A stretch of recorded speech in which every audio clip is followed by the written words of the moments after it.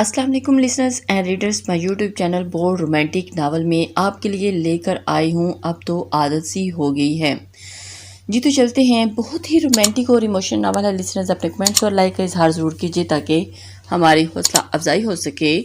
चलते हैं episode number 3 की जानिब। जानती हो तुम मेरी सीनियर हो मगर लंदन में। घूरना बंद करो, सैंडी ने आंखें बटाते हुए कहा। तुम कहना क्या चाह रही हो?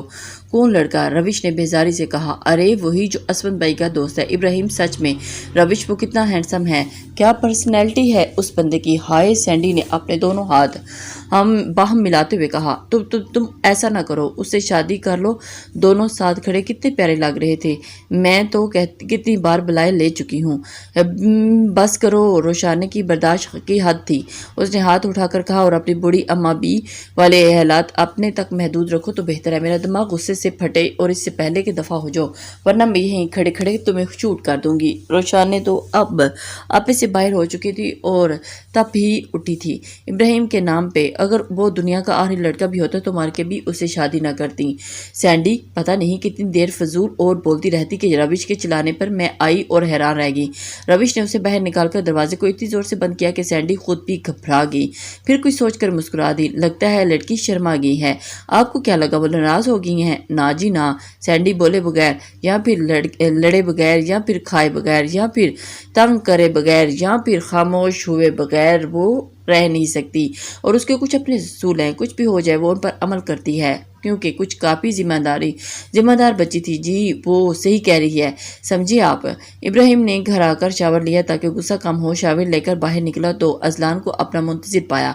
बाबा आप आगे। वो जल्दी से इब्राहिम को लिपटा रहे और टाइगर सोए नहीं, स्कूल से लेट हो जाओगे, सुबह संडे है बाबा, इसलिए आज मैं आपके साथ सो जाऊंगा। उसने अपनी चमकती शरारती आंखें पटपटा कर कहा और साथ ही दोनों गालों पर किसी की रिश्वत थी। इब्राहिम ने उसे गोद में उठाकर अपने साथ बेड पर लिटा लिया और उसके माथे पर बोसा दिया। साथ साथ बालों में ऊँगलियां चलाने लगा। सो जाओ टाइगर। अजलान ने अपने नन्हे हाथ से इब्राहिम का हाथ पकड़ कर रखा था और अपने बाबा ये आपके हाथ में क्या हुआ? उसने इब्राहिम के चेहरे पर अपने दोनों नन्हे हाथों को दाएं बाएं रखकर मासूमियत से पूछा। न जाने किन सोचों में गुम था कि अपने लाडले के पुकारने पर मतवज्जो हुआ जिसके चेहरे पर परेशानी वाज़ह थी। कुछ नहीं बेबी, बस किसी इंसेक्ट ने काट लिया है। आप कहाँ जा रहे हो? अजलान को बेड से नीचे उतरते देखकर पूछा। 1 मिनट में बाबा, मैं आया। वो शायद अपने रूम में गया था ताहम जितनी तेजी से गया था उतनी जल्दी से वापस आया तो उसके हाथ में एक बेबी प्लास्टर था जिस पर कार्टून बने हुए थे। वो इब्राहिम के हाथ पे लगा दिया और अपने बेटे की इस हरकत पे बहुत ज़्यादा खुशी हुई। अब आप सो जाएं। उसने इब्राहिम को लौटाया और चादर उस पर दुरुस्त की और आइस को क्लोज नाउ स्लीप और इब्राहिम की पेशानी के बाद अपने हाथ से पीछे किया और बोसा किया। वो इस अमल पर मुस्कुरा दिया और अजलान को हक किया और सोने से पहले जिसका चेहरा सामने नजर आया था वो रोशान रहमानी थी। फिर पता नहीं कब नींदों की वादी में गुम हुआ कि पता न चला। दोपहर ढलते ही गर्मी का जोर टूट गया था कि आसमान साफ था, हवा चलने लगी थी। आज वो सारा दिन अपने रूम से ना निकली थी। मुमताज़ बेगम को लगा कि शायद वो कल के वाक़े पर शदीद एहतजाज करेगी क्योंकि ड्राइवर उन्हें कल के मुतालिक सब बता चुका था, मगर इससे कबल कि वो उससे कुछ और अहस करती डोरबेल पर अपनी मतवज्जो करवाया जो डाइनिंग टेबल पर नशिश पर बैठकर चाय का कप हाथ में पकड़ सोचों में गुम थी।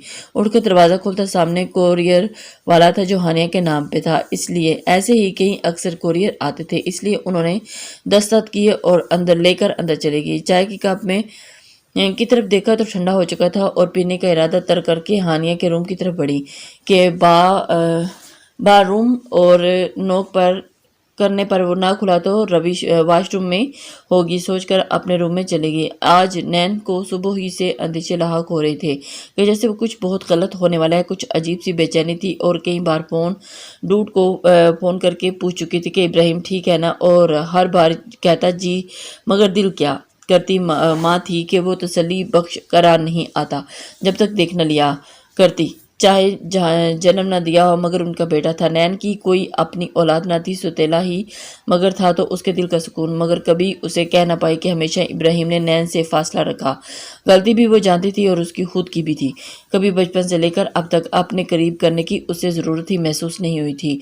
तो अब अगर तंज के नश्तर चलाता भी तो खामोशी से सुन लेती। शायद वो अपनी भड़ास उन पर निकाल कर ही थोड़ा खुश हो जाए, मगर अफसोस कि उन पर इतना लापरवाह सा रहता था कि वह दूसरा सर्द आह भरकर रह जाती। आज बारात थी। सैंडी और नम्रा तो सुबह से सैलून में थी। आलम अंकल ने ड्राइवर को भेज दिया था। वह दोनों सीधा हॉल में जाने वाली थी और वो खुद भी घर में तैयार हुई थी। आज कितनी बार नम्रा और सैंडी ने साथ चलने की ऑफर की मगर वो सिर से इनकार कर गई थी। हमेशा सैलून जाकर घंटों बैठे रहने से चिढ़ थी। रोशाने को वापस आकर उसे भी ड्राइवर ही पिक करने वाला था, लेकिन अभी तक आया नहीं था। ये वो सोचकर परेशान थी। कल की निस्बत आज वो कंफर्टेबल थी क्योंकि सुबह सवेरे ही वो ड्राइवर के साथ जाकर अपने लिए एक खूबसूरत सी मैक्सी लेकर आई थी। डार्क ब्लू कलर का, बालों का कमसी जोड़ा बना रखा था और चंदलीटे चेहरे पर बिखरी हुई थी दाएं बाएं। हल्के से मेकअप में वो बहुत खूबसूरत लग रही थी। नीली आंखों को काजल से लबरेज कर रखा था जो किसी का कत्ल कर सकती थी। कानों में छोटे छोटे पर्ल पहन रखे थे। गले में बारीक सी चेन पहनकर वो पाँव में हील पहनने लगी कि उसका कद मजीद नुमाया करके हुस्न में अज़ाफ़ा का बाइस बन गई थी। हारून की आवाज़ पे जल्दी से आईने में एक निगाह खुद को देखकर परफेक्ट कहती नीचे आई और उसे लगा ड्राइवर आ गया है। नम्रा आज सुर्ख रंग का शरारा पहनकर बहुत प्यारी लग रही थी, जबकि सैंडी मैडम को पता नहीं कौन सा शौक था कि जो स्लीवलेस साड़ी पहन रखी थी। ब्लैक रंग की चमकती साड़ी पे हाई हील पहने किसी शहजादी से कम नहीं लग रही थी। डार्क मेकअप और कमसी जोड़ा कर रखा था जिससे उसका बैकलेस नेक काफ़ी वाज़ेह हो रहा था। वो हर एक मरकज़ का निगाह बनी हुई थी और अपनी खूबसूरती से बेनियाज कब से खड़ी असपन की किसी कज़न से बातों में मशगूल थी।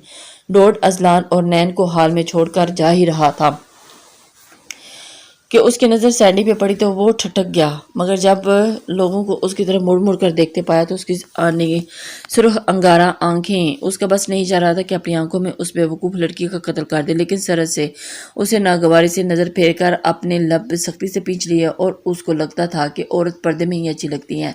ऊपर से भी था भी पठान और वहीं से चला जाता था कि अचानक सैंडी को एक लड़का जानबूझकर टकराया जिससे उसकी साड़ी का पल्लू नीचे गिरकर सैंडी को सबके सामने शर्मिंदा करवाता। रूड ने सरहद से लपक कर थाम लिया और उसके हाथ में थमाकर कुछ बोले वहां से बाहर चला गया। सैंडी को कुछ समझ नहीं आया कि उसके साथ हुआ क्या है। कितना अजीब है ये लड़का, हर वक्त बुल ट्रेन की तरह आता जाता रहता है। सर झटक कर कहती नम्रा के पास चली गई। काफ़ी देर के बाद हानिया ने जब दरवाज़ा खोला तो उन्हें तशवीश सी लाहक हुई। मुमताज़ बेगम ने अपनी नौकरानी को कहकर नीचे से डुप्लीकेट की मंगवा कर दरवाज़ा खोला तो उनके पाँव के नीचे से ज़मीन खिसक गई।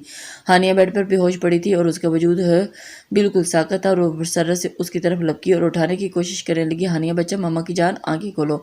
उसकी नज़र हानिया के हाथ में दबी स्लीपिंग पिल्स की शीशी की तरफ बड़ी तो चीख पड़ी, शाजिया जल्दी से जाओ और ड्राइवर से कहो कि गाड़ी निकाले। इस बेवकूफ़ लड़की ने नींद की गोलियां खा ली हैं, कपकपाती हुई आवाज़ में कहा और उसके रोने में शिद्दत थी। मुमताज़ बेगम को अपने हाथ पैर सुन होते महसूस हुए। खुद शाजिया अपनी मालकन को देखकर परेशान हो गई और बाहर भागते हुए ड्राइवर को कहने चली गई। मुमताज़ बेगम अपनी नौकरानी की मदद से गाड़ी में लेकर सीधा अस्पताल चली गई ताकि सारे रास्ते अपनी गोद में रखे और उसे दुआ करती कि उनकी अकलौती बेटी बच जाए। वो सोच भी नहीं सकती थी कि हानिया एक दिन इतना बड़ा कदम उठाएगी। जानती थी कि ज़िद्दी है मगर वो ये सब आखिर कैसे कर सकती है। एक दिन उसने इतना बड़ा कदम उठा लिया, लेकिन चंद ही लम्हे में अपनी रूह पनाह होती महसूस हुई। कुछ ही देर में मिर्ज़ा साहब भी उनके पास आए थे और कंधे से लगाकर तसल्ली देते रहे ताकि वो ठीक हो जाए। दर हकीकत वो तो खुद भी परेशान हो गए थे। आखिर उसने ऐसा क्यों किया और उनका झगड़ा जिगर का टुकड़ा थी। आँख में आई नमी को साफ करते हुए अपनी तरफ आते डॉक्टर की तरफ चले गए। सामने इब्राहिम संधू को देखकर ठिठकी, जो ब्लू पैंट में कोट पहने बालों को जेल से सेट किए हुए थे, एक हाथ में पैंट की पॉकेट में डाले और दूसरे हाथ से अपने बियर्ड को चलाता हुआ कार से टेक लगाए खड़ा था। बहुत पुरवकार और वजी लग रहा था। मगरूर सी नाक पे हमेशा की तरह गुस्सा कायम था, मगर रविश को तो वो जहर लग रहा था। ये बल नुमाया आए और आगे बढ़ते हुए रुक गए। جو ابراہیم کا پارا ہائی کرنے کے لیے کافی تھا۔ کچھ سخت کہتے ہوئے رکی، لب آہستہ آپس میں پیوست ہو گئے۔ مجھے عالم انکل نے یہاں بھیجا ہے، اگر چلنا ہے تو ٹھیک ہے، اگر یہیں رہ کر مراقبے میں جانے کا شوق ہے تو یہی کھڑی رہ کر پورا کر سکتی ہیں آپ، کیونکہ میرا وقت بہت قیمتی ہے۔ وہ اپنے لہجے میں اس پر واضح کر گیا تھا کہ وہ اپنی مرضی سے نہیں آیا، اور اب کی بار روشانہ نے ایک بھی نظر ڈالنا گوارا نہیں کیا کہ مبادا پھر سے کوئن وکٹوریا اور کوئی نیا الزام عائد نہ کر دیں۔ مرتے نہ کرتے ہیں، مجبوراً عجیب و غریب سی شکلیں بناتی دل ہی دل میں ابراہیم صندوق کو گالیوں سے نواز دی۔ روش نے کار کی طرف قدم بڑھائے اور جیسے ہی پیچھے کا دروازہ کھولنے کی کوشش کی، وہ لاک تھا۔ میں آپ کو ڈرائیور نہیں ہوں، آگے آ کر بیٹھے۔ اس کا لہجہ خاصا طنزیہ تھا اور وہ سمجھ گئی تھی کہ اس نے لاک کیا ہے۔ وہ اسے کچھ سناتے خاموش ہوگی اور آگے بڑھ کر بیٹھنے پر سیٹ بیلٹ لگانے کی کوشش کی، مگر شاید اٹک گئی تھی۔ ایکسکیوز می، روش کے بلانے کے باوجود ابراہیم نے اگنور کیا۔ مسٹر سندھو، میں آپ سے بات کر رہی ہوں۔ جب نہ نکلی تو مجبوراً اس جنگلی لومڑ کو ہچکچاتے ہوئے مخاطب کرنا پڑا۔ مجھے لگتا ہے شاید میرے کان بج رہے ہیں، یہ جنگلی چڑیل مجھے کیوں بلائے گی؟ منہ میں ہی بڑبڑایا جو اپنے فون پہ آئے میسج کو پڑھ رہا تھا۔ وہ دوبارہ بلانے پہ چونکیا، مگر اس کی جانب دیکھ کر ساری بات سمجھ آ گئی۔ مس رحمانی، آپ کے پاس آؤں گا تو پھر آپ کوئی الزام لگا دیں گی، اس لیے اپنی مدد آپ کے تحت ہی اپنا کام خود کیجیے، اس نے طنز کرتے ہوئے کہا، اور وہ کوئی بھی حساب رکھنے کے قائل نہیں تھا، اور اسٹیئرنگ وہیل پر اپنے ہاتھ جما دیے۔ روشانہ بس تلملا کر رہ گئی، مگر روش نے جب ٹھیک نہ بند ہونے کی کوشش کی اور اپنے سر سیٹ سے لگا کر ٹکا دیا، اور ابراہیم نے گاڑی سٹارٹ کر دی۔ پورا راستہ خاموشی سے کٹا، مگر ایک چیز روش نے نوٹ کی تھی کہ اس کے چہرے کی سختی بہت غصے میں ہونے کے بتا رہی تھی۔ اس سے پوچھنا چاہتی تھی کہ اسے کیا ہوا ہے، پھر یہ سوچ کر خاموش ہو گئی کہ وہ کون سا اس کو کچھ لگتا ہے، اور ویسے بھی ان کے درمیان میں کوئی ایسا تعلق نہیں تھا جو وہ پوچھے اور وہ اسے بتا دے گا۔ پھر سر جھٹک کر اپنا دھیان باہر چلتی گاڑیوں کی طرف لگا دیا۔ سینڈی کب سے روش کا انتظار کر رہی تھی، مگر وہ کے آنے کا نام نہیں لے رہی تھی۔ سامنے سے روش کو آتے دیکھ کر سکون کا سانس لیا۔ شکر ہے تم آ گئی، چلو۔ اب وہ اسے کھینچتی ہوئی اپنے ساتھ لے گئی۔ نمرہ اور عالم انکل کو اپنے آنے کا بتا کر وہ ایک کونے میں بیٹھ گئی۔ ایک نظر میں ہی حال کا جائزہ لے چکی تھی، مگر اسے ابراہیم یہاں چھوڑنے کے بعد دکھائی نہیں دیا۔ نہ جانے کہاں گیا ہوگا۔ وہ غیر معمولی طور پر اس کے بارے میں سوچ رہی تھی کہ اپنے دوپٹے پہ کھچاؤ سا محسوس ہو، اور اس نے نیچے کی طرف دیکھا تو ایک کیوٹ سا بچہ اس کی طرف لپک رہا تھا، مگر وہ حیران تب ہوئی جب اس نے کہا ماما کو گود، تو وہ چکرا گئی کہ کسی کا بچہ ہے جو اسے ماما کہہ رہا ہے۔ ارد گرد دیکھ کر اس نے بچے کو گود میں اٹھا لیا۔ وہ بچہ بہت کیوٹ تھا، سرخ سفید گال، نیلی بڑی بڑی آنکھیں، گول سا چہرہ۔ اس نے نوٹ کیا کہ وہ کچھ نہیں بول رہا تھا اور بس بار بار اس کی آنکھوں کو ٹچ کر رہا تھا، وجہ وہ جاننے سے قاصر تھی۔ ماما سیم، اس بچے نے معصومیت سے روشانے کو دیکھ کر کہا، اور اسے لگا کہ وہ شاید اسے کہ اپنے ڈریس کی وجہ سے سیم بول رہا ہے، کیونکہ وہ بچہ بھی ڈارک بلو پینٹ کوٹ زپ تن کیے ہوا تھا اور بال چل سے سیٹ کیے ہوئے تھے۔ اس نے جھک کر اس بچے کے گالوں کو بار بار بوسہ دیا، اور بدلے میں اس بچے نے بھی اس کی طرف وہی عمل کیا، تو روش کو بہت پیار آیا اس کی اس حرکت پہ۔ آپ کا نام کیا ہے؟ پھر روشانہ نے اس سے بہت پیار سے نام پوچھا۔ اذلان، اسے جواب دے کر پھر سے کہا۔ ماما سیم۔ اب تو وہ پریشان ہو گئی تھی، بار بار اس کو ایک لفظ بولتے دیکھ کر۔ بیبی، میں آپ کی ماما نہیں ہوں۔ نہیں، آپ ہی میری ماما ہیں۔ اس نے اس بار ہر لفظ پہ زور دیا، جیسے اپنی بات کا یقین دلانا چاہتا ہو کہ وہی اس کی ماما ہے۔ ہم تو پہلی بار مل رہے ہیں، پھر بتاؤ میں کیسے آپ کی ماما ہوئی؟ وہ کنفیوز تھی۔ ماما دیکھے نا، آپ کی اور میری آئیز کا کلر سیم ہے۔ اس نے پہلے اپنی اور پھر روش کی آنکھوں پہ ہاتھ رکھے، اور یہ دیکھے اوپ، اب کی بار اس بچے نے اپنے ماتھے پہ ہاتھ رکھ کر افسوس سے جواب دیا۔ اوپ، اسے تو اب سمجھ میں آیا تھا کہ وہ کیوں اپنی ماما سمجھ رہا تھا، کیونکہ اس نے اب نوٹ کیا کہ اذلان اور اس کی آنکھوں کا رنگ نیلا ہے۔ آپ کہاں چلی گئی تھی؟ میں نے بہت مس کیا، اذلان نے اس کی گال پہ ہاتھ رکھ کر پوچھا۔ آپ کو پتا ہے کہ میں نے نین دادو سے پوچھا تھا کہ آپ کو دیکھا ہی نہیں ہے، پہچانوں گا کیسے؟ تو انہوں نے کہا کہ میری آئیز کلر سیم ہے جیسے آپ کا ہے۔ اس نے کچھ سوچ کر سر ہلایا۔